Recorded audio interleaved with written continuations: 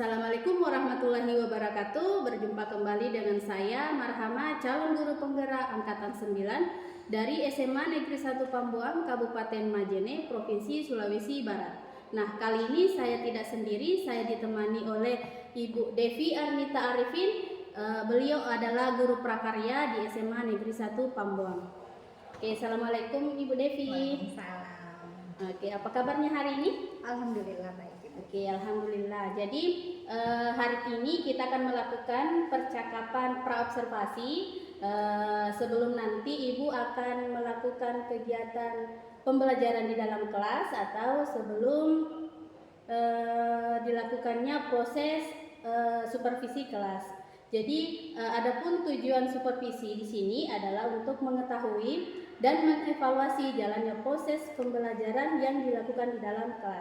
Kenapa hari ini kita mengadakan proses percakapan praobservasi itu untuk sebagai langkah awal atau persiapan awal nanti Ibu pada saat melaksanakan kegiatan di dalam kelas. Jadi supaya pembelajarannya itu lebih baik lagi dan lebih percaya diri dalam memberikan pembelajaran yang terbaik bagi murid. Jadi ada beberapa pertanyaan yang akan saya sampaikan kepada Ibu. Yang pertama itu terkait dengan tujuan.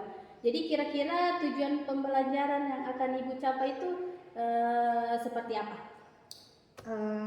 Jadi untuk di minggu ini mapel prakarya tujuan pembelajarannya itu ada dua. Yang pertama, bagaimana peserta didik ini mampu memahami makna promosi, kemudian tujuan dan manfaat promosi. Kemudian yang kedua, peserta didik mampu mengklasifikasikan jenis-jenis media promosi. Oke, jadi ada dua ya tujuan pembelajaran yang ingin Ibu capai di pembelajaran kali ini.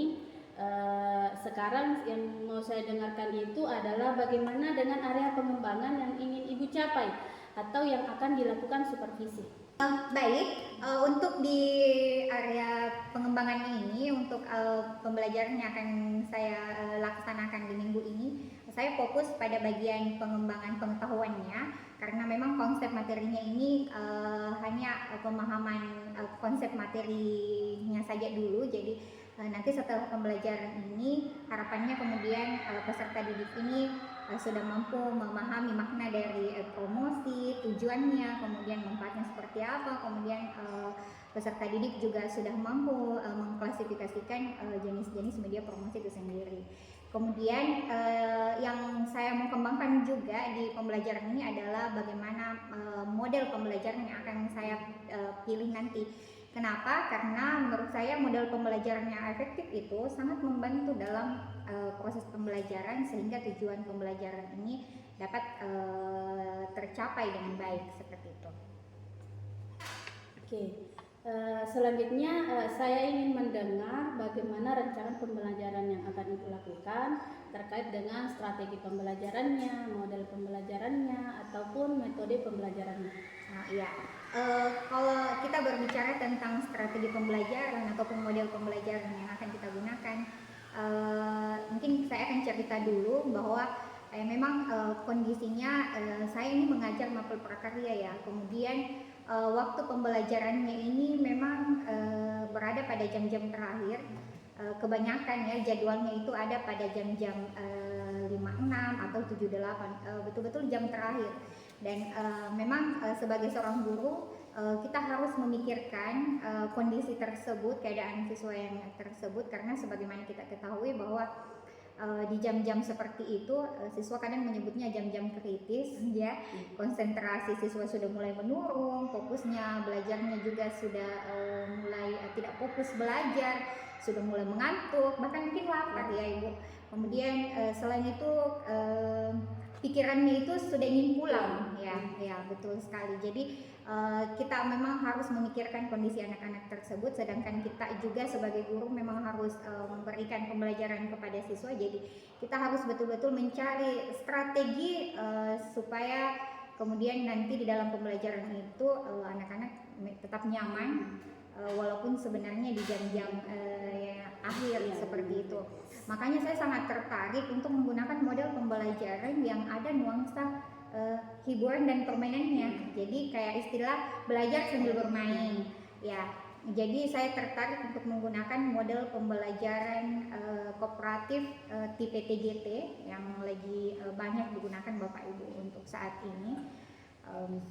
Jadi TGT ini adalah team game turnamen. Jadi dia merupakan model pembelajaran yang mampu mengajak para siswa itu aktif di dalam pembelajaran, kemudian motivasi belajar juga semakin meningkat, dan yang paling penting adalah bagaimana mampu menciptakan suasana kelas yang menyenangkan. Kemudian siswa juga akan, ya betul sekali ya Ibu, jadi suasana kelas juga akan nyaman, kemudian siswa pun akan merasa terhibur.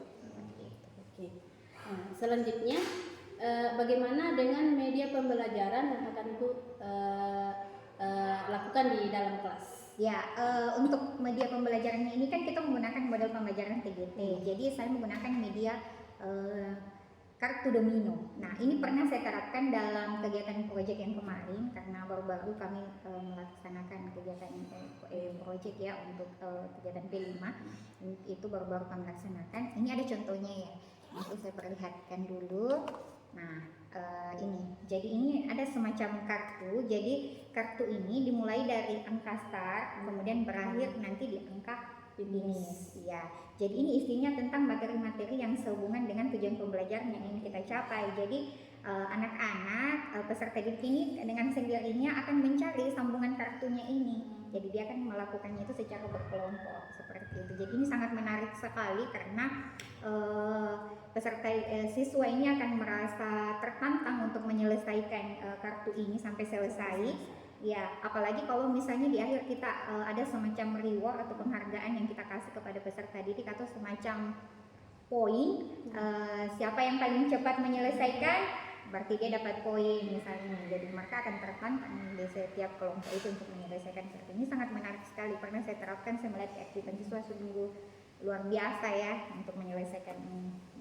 Jadi sepertinya ini pembelajaran kedepannya ini akan lebih pembelajaran kreatif, menyenangkan, lebih menarik. Betul. Sepertinya saya penasaran seperti apa pembelajaran yang akan dilakukan di kelas. Oke, jadi selanjutnya kira-kira kapan Ibu akan melakukan kegiatan pembelajaran tersebut? Oh, insya Allah minggu ini Ibu. Kalau Ibu mau lihat-lihat, jalan-jalan, ya silahkan. Oke, jadi lebih tepatnya itu Bu hari apa? Hari Sabtu ini di jam 7.08. Saya di kelas 11.5. Oke, jadi hari Sabtu depan di jam 7.08 di kelas 11.5 saya akan berkunjung ke kelas Ibu untuk melakukan supervisi kelas. Jadi saya akan melihat dan mencatat kegiatan seperti apa berlangsungnya kegiatan pembelajaran yang Ibu lakukan. Jadi nanti setelah Ibu melakukan kegiatan pembelajaran di kelas, kita akan berjumpa kembali untuk membicarakan tentang hal-hal apa yang terjadi di dalam kelas Ibu. Jadi itu biasa disebut dengan percakapan pasca observasi. Jadi selanjutnya sebelum kita akhiri percakapan kita hari ini, Ibu, kira-kira apa yang Ibu dapatkan dari hasil percakapan kita hari ini? Ya, tentunya kita bisa sharing berbagi pengalaman ya tadi, kemudian saling berbagi cerita pengalaman dalam proses pembelajaran di kelas. Kemudian mungkin bagi saya akan menyiapkan pertemuan kita ke depan seperti perangkat ajarnya, kemudian media-media pembelajaran yang akan saya gunakan nanti. Ya.